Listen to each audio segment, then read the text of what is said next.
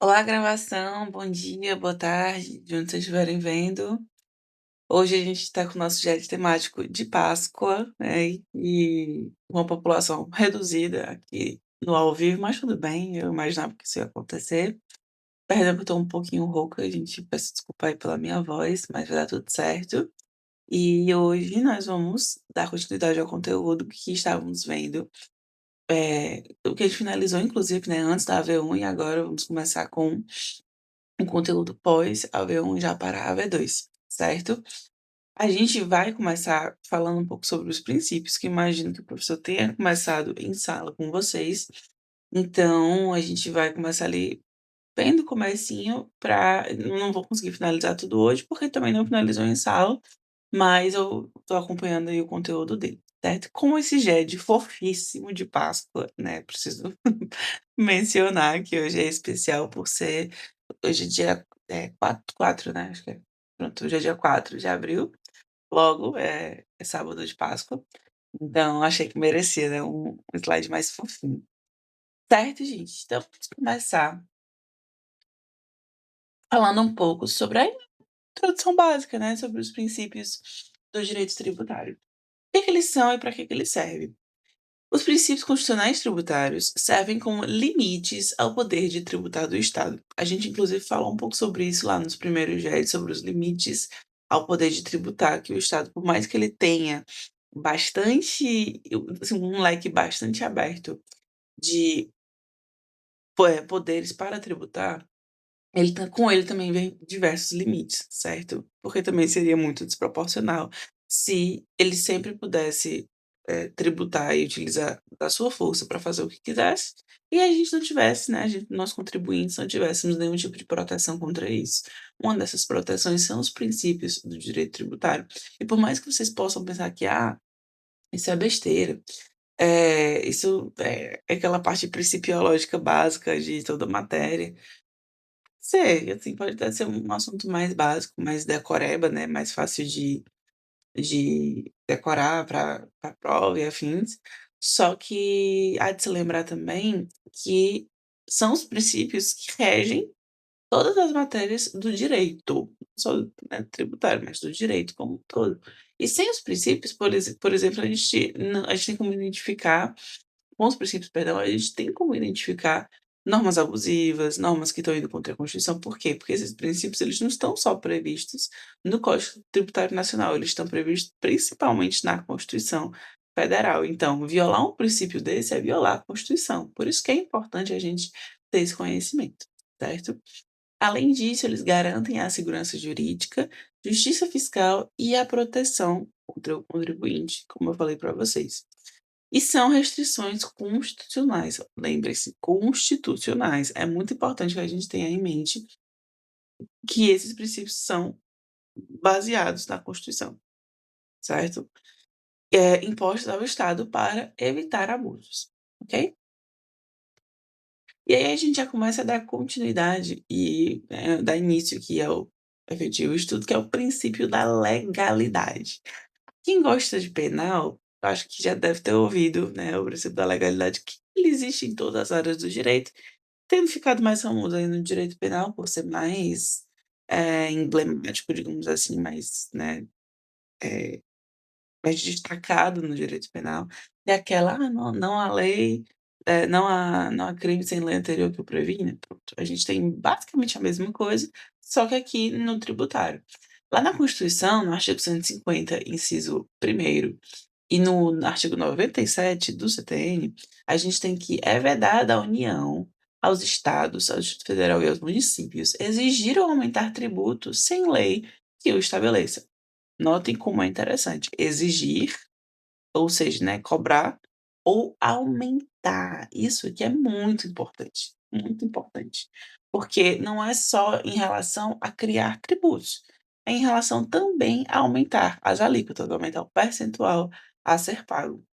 Nenhum tributo pode ser criado, majorado, seja aumentado, ou alterado sem autorização expressa da lei. A legalidade abrange não só a criação do tributo, mas também os elementos essenciais da obrigação tributária. Que é como eu falei para vocês, não é só criar, não é só o fato de a gente estar criando um novo tributo que pode vir a ser inconstitucional, mas também va tentar alterar, majorar, né, ou, alterar qualquer um dos pontos básicos do próprio tributo, que são o fato gerador, base de cálculos, a alíquota, o sujeito passivo e as penalidades. O que que são cada um deles, né. A gente já estudou mais ou menos isso, né, vocês vão ver isso um pouco melhor lá em tributário 2, especialmente o fato gerador, mas já vou dar um panorama aqui para vocês, certo? No fato gerador, a gente tem que o evento que é o evento que dá origem à obrigação tributária, certo? Então, a gente também não sei se vocês lembram que quando a gente falou sobre fato gerador e hipótese de incidência, a gente falou também bastante sobre isso, que trata do quê? A hipótese de incidência é a situação fática prevista em lei, e o fato gerador é a concretização dessa situação fática no plano real, né. Eu contava que eu fiz o comparativo que era o plano das ideias e o plano do mundo, né. E aí a gente tem também que a base de cálculo é o valor sobre o qual incide a alíquota, ou seja, o que é que isso significa? Significa que a gente tem um valor, não é o percentual, tá, não é aquele percentual assim, por exemplo, a gente tem o imposto de renda, certo? No imposto de renda, a gente tem que a alíquota do imposto de renda é 27,5%. O que é que significa? Significa que eu, Natália, que sou contribuinte, tudo que eu receber de renda, tudo que eu oferir renda, vai ser aplicado uma alíquota de 27,5% em cima. Então a alíquota é o percentual ou o valor aplicado à base de cálculo. E o que que é a base de cálculo nesse exemplo que eu estou dando para vocês? É o quanto eu oferi renda. Digamos que eu, né, se Deus quiser um dia, vou oferir renda de R$ 30.000 por mês. Certo? Eu oferindo essa renda, né, eu recebendo isso, eu tendo isso como meu trabalho também, se Deus quiser, a gente tem que 27,5% serão aplicados em cima desses R$ 30.000 que eu estou oferindo, certo? Então, nesse exemplo que eu estou dando, a base de cálculo é o valor sobre o qual incide a alíquota, ou seja, os 30.000, o que eu oferi de renda, e a alíquota é o percentual ou o valor aplicado à base de cálculo. Nesse exemplo também do imposto de renda, 27,5%.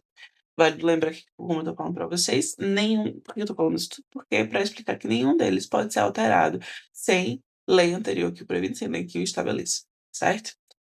Além disso, a gente tem que o sujeito passivo da tributação também não pode ser alterado sem lei anterior que estabeleça, né, quem tem o dever de pagar o tributo. A gente sabe que o sujeito passivo é sempre o contribuinte, mas não necessariamente todos os contribuintes, também puxando para o exemplo do imposto de renda que a gente estava falando agora há pouco. Diga essa lei agora que ocorreu, né, no ano passado, que alterou a base de cálculo, pronto, essa aí alterou a base de cálculo do imposto de renda. Por quê? Porque ela disse assim: "Não, antes era menos, agora a gente vai subir essa base de cálculo, né, subir essa quantidade de renda para R$ 5.000, ou seja, quem oferir menos que R$ 5.000 por mês não vai precisar declarar imposto de renda. Isso é uma alteração na base de cálculo, por isso que precisou de uma lei específica dizendo que precisava que iria alterar disso para isso. Não poderia, assim, ser alterado do nada e aí ou digamos que isso é benéfico, né, para o contribuinte, ser o teto da base de cálculos aumentar, só que digamos que fosse maléfico. Né, já já a gente vai chegar nessa questão da retroatividade, mas digamos que fosse maléfico ao contribuinte, digamos que antes que agora, né, que é 5.000, eles resolveram baixar para 1.000 e quem não declarar vai receber 350.000 autos de infração aí, né, uma penalidade por não ter declarado, sendo que eles mudaram agora, né, e o fato gerador já ocorreu. Aí nesse caso seria inconstitucional, por quê? Porque não existia lei no momento em que eles estão querendo acontecer isso. Gente, o conceito é muito parecido com o penal, certo? Nesse caso, o conceito é realmente muito parecido com o penal. E aí a gente, por último, tem que as penalidades também não podem, em hipótese alguma, isso aí é muito sério, né, quando a gente fala principalmente de penalidades, elas não podem, em hipótese nenhuma, ser alteradas, né, ou, né, majoradas ou exigidas sem lei que as estabeleçam, né. Multas ou sanções também devem estar previstas em lei. Uma observação também é que nenhum desses elementos pode ser definido por ato administrativo ou decreto, salvo as hipóteses expressamente autorizadas pela própria lei. Falta o "e" aqui, o "ezinho", pela própria lei, certo, galera? Acho que espera aí. É, a rapaziada foi-se embora, mas tudo bem. Estamos só eu e a gravação aqui nessa a linha de hoje, mas eu imaginava, né, que isso ia acontecer com isso pra vocês, certo. Pelo menos tô agraciando aqui o pessoal do YouTube com esses slides fofíssimo. E aí a gente tem algumas exceções. Lembra que eu falei pra vocês que a gente tem aqui, ó, salvo nas hipóteses expressamente autorizadas pela própria lei? Pronto, a gente agora vai conversar um pouco sobre as exceções ao princípio da legalidade.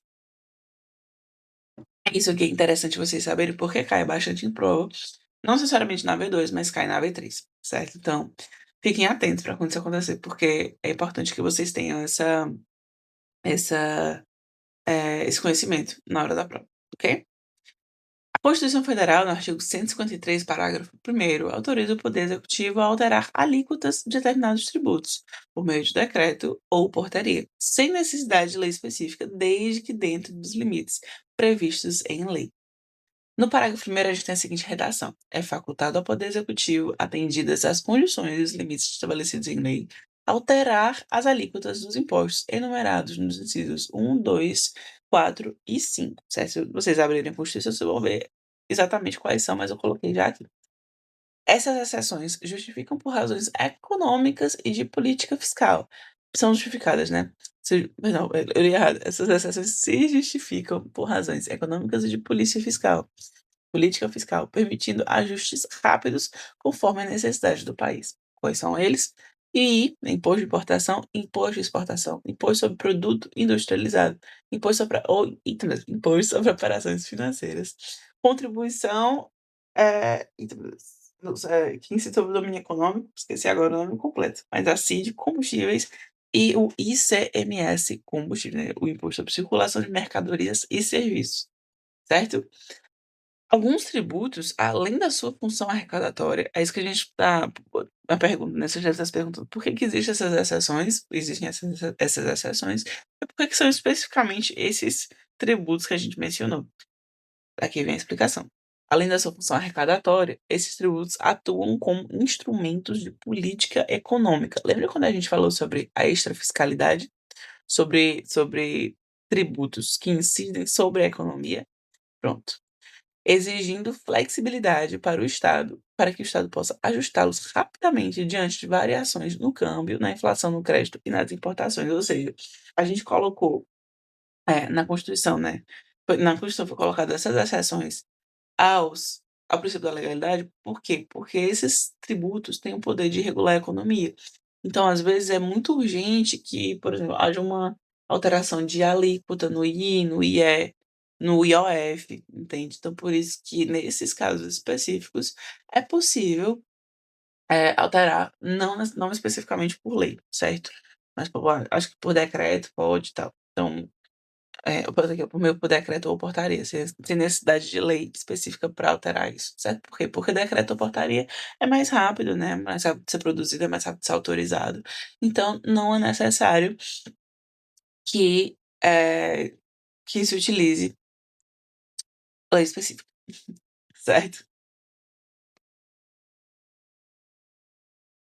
Passando um pouco aqui, a gente tem o princípio da isonomia,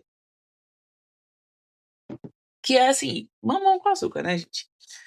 É vedado à União, aos Estados, ao Distrito Federal e aos municípios instituir tratamento desigual entre contribuintes que se encontrem em situação equivalente, proibida qualquer distinção em razão de ocupação profissional ou função por eles exercida, independente da denominação jurídica dos rendimentos, dos títulos ou dos direitos. Certo, galera? Entendeu? O que é que significa? Que todos devem ser tratados de forma igual pela lei tributária quando estiverem em condições equivalentes. Olha que interessante. Quando estiverem em condições equivalentes. Isso é muito interessante, é inclusive um princípio tão básico, né? Mas tão basilar para o direito tributário, porque é com base nele que a gente tem outros princípios que a gente vai ver mais na frente, mas basicamente o princípio, do não confisco, o princípio da capacidade contributiva que a gente viu dos impostos. Lembra que a gente, notou que os impostos acompanham a capacidade de contribuir do contribuinte? E falei contribuir demais. Mas os impostos acompanham isso? Então, é justamente por isso, por conta do princípio da isonomia, tratar, eu até coloquei aqui embaixo, tratar igualmente os iguais e desigualmente os desiguais, na medida das suas desigualdades, certo? Todos devem ser tratados da forma igual pela lei tributária quando tiverem condições equivalentes. O princípio da isonomia não impede tratamento diferenciado. Notem, não impede tratamento diferenciado desde que sejam justificados e baseados em critérios objetivos e razoáveis previstos em lei, a exemplo das imunidades e das isenções. Esse princípio estimula setores estratégicos da economia, protege pequenas empresas do Simples Nacional, por exemplo. Diferencia contribuintes por capacidade contributiva. Lembra? Mesmo princípio dos impostos. Não estou dizendo que isso aqui é o princípio da capacidade contributiva, certo? Porque o princípio da capacidade contributiva é uma característica exclusiva dos impostos. Mas diferencia contribuintes por isso, progressividade dos impostos. Certo?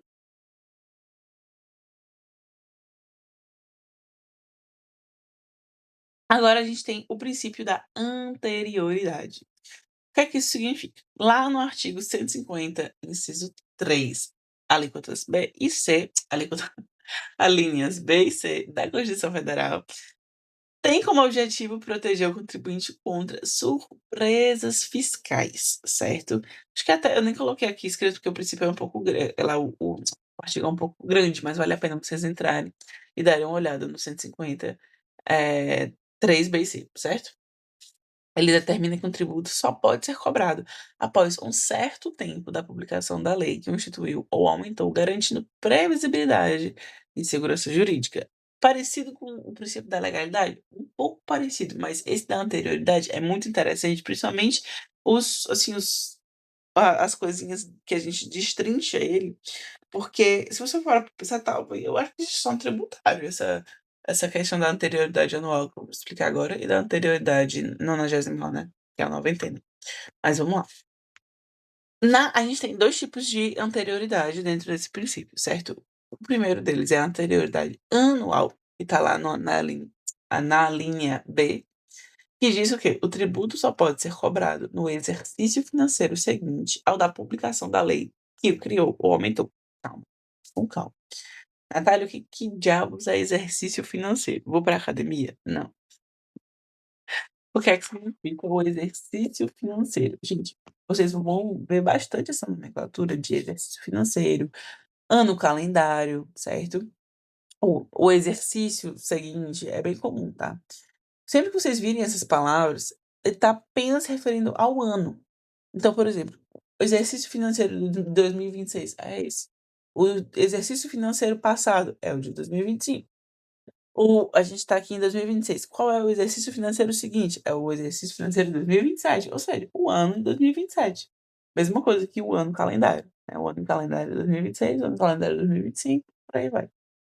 Ou seja, o tributo só pode ser cobrado no exercício financeiro seguinte. O que é que significa? Que se estamos no exercício financeiro de 2026, se for instituída uma lei agora, só vai poder ser cobrado no exercício financeiro seguinte, 2027, ao da publicação da lei que o criou ou aumentou. Exemplo, lei publicada em 2025, o tributo só pode ser cobrado a partir de janeiro de 2026, 1º de janeiro de 2026. É por isso que a gente vê muito isso no tributário, inclusive. Se vocês forem parar para pensar, a gente vê bastante, assim. Essa lei entra em vigor no exercício financeiro seguinte, essa lei entra em vigor em 1º de janeiro de 2026. Eu já vi muito. E aí, dentro disso, a gente também tem a anterioridade nonagesimal, ou a noventena, ou o princípio da noventena, vocês podem ver por aí também, que é o que está previsto lá na linha C, que diz que a cobrança do tributo só pode começar após 90 dias da data de publicação da lei. Isso é, assim, por mais que exista a anterioridade anual, às vezes é interessante que exista a noventena, porque, por exemplo, digamos que tem uma lei sendo publicada hoje. Ela pode optar, certo? Ou seja, ela não é obrigatória começar ela pode começar no exercício financeiro seguinte, no 1º de janeiro, mas ela também pode começar daqui a 90 dias, certo? Da publicação da lei. Isso geralmente fica previsto lá embaixo, sim, lá no nas disposições finais das legislações, tem dizendo quando é que ela vai entrar em vigor. Certo? Exemplo, lei publicada em julho de 1º de julho de 25, o tributo só pode ser cobrado a partir de 29 de setembro de 2025, certo? É o princípio da noventena, ok? Passando um pouquinho para cá, a gente tem o princípio da irretroatividade. Lembra que eu falei um pouco, a gente ia falar sobre isso lá no princípio da legalidade? Pronto, a gente chegou aqui no da irretroatividade. Inclusive, depois aqui acabando, eu vou abrir o 150 para dar uma lida com vocês, para vocês identificarem um pouco dos princípios, certo? Previsto no artigo 150, inciso 3, a linha A da Constituição Federal, tem como objetivo impedir que o Estado cobre tributos com base em fatos passados, ocorridos antes da vigência da lei que o instituiu ou aumentou. Ou seja, só pode produzir efeitos para o futuro, certo? Então, eu falei para vocês, né, que isso tem bastante a ver com a legalidade também, mas não são iguais, certo? Então, tenham bastante definidos na cabeça o que é a legalidade, o que é a irretroatividade, mas se na hora da prova apertar, lembrem do penal, que os assuntos são correlatos, ok? A irretroatividade se aplica à criação de novos tributos, aumento de alíquotas, ampliação de base de cálculo, criação ou geração de penalidades, basicamente, quase que a mesma coisa do princípio da legalidade, ok? O contribuinte só está obrigado a pagar tributos criados ou alterados por lei válida e vigente antes do fato gerador, certo? Isso é muito importante. Então, se a gente tem essa alteração na base de cálculo do imposto de renda, por exemplo, digamos que foi hoje que entrou em vigor, e até ontem eu não sabia, né, eu não sabia disso, porque não tinha sido publicado ainda, não tinha entrado em vigor ainda, não é obrigação da gente, né, dos contribuintes, eh pagarem um tributo desse. Por quê? Porque não pode, certo? Não pode por quê? Porque a lei tributária não retroage, especialmente em malefício, né, do contribuinte, ok? Aplica-se retroativamente a uma norma mais benéfica, que ó, eu lembrei o que eu estava procurando na cabeça. A uma norma mais benéfica ao contribuinte, está previsto lá no artigo 106 do CTN, ok? Ah, meu Deus, já acabou. Achei que tinha mais, tinha esquecido que o GES de hoje era mais curtinho. Gente, muito obrigada. Feliz Páscoa a todos. Antes, vou só abrir, como prometido aqui, a Constituição para que vocês possam dar uma olhadinha antes. Deixa eu dar uma olhadinha, todo mundo se puder, daí de casa. 150.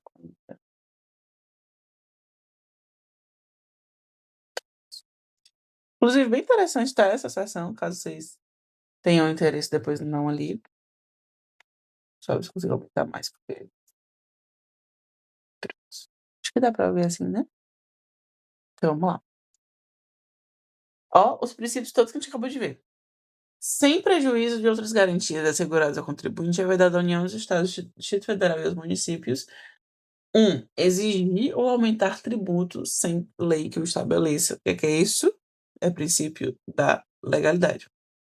Instituir tratamento desigual entre contribuintes que se encontrarem em situação equivalente, proibir qualquer distinção em razão da ocupação profissional ou função por eles exercida, independentemente da denominação jurídica dos rendimentos, títulos ou direitos. O que é isso? Princípio da isonomia. 3, cobrar tributos em relação a fatos geradores ocorridos antes do início da vigência da lei que foi instituído ou aumentado. O que é isso? Para vocês, princípio da irretroatividade, que vimos agora no final. B, no mesmo exercício financeiro que haya sido publicada a lei que o instituiu ou aumentou, ou seja, princípio da anterioridade anual, antes de decorridos 90 dias da data que haja sido publicada a lei que o instituiu ou aumentou, observado o disposto na linha B, certo? O que é isso? Anterioridade nonagesimal, certo? Aí, ó, aqui para baixo a gente tem outros princípios, vocês vão ver, inclusive, ó, podem até dar uma lida depois, eu não vou entrar nesse método, mas esses outros princípios todos aqui, isso aqui não é princípio, mas isso aqui já é imunidade, mas até aqui é princípio, certo?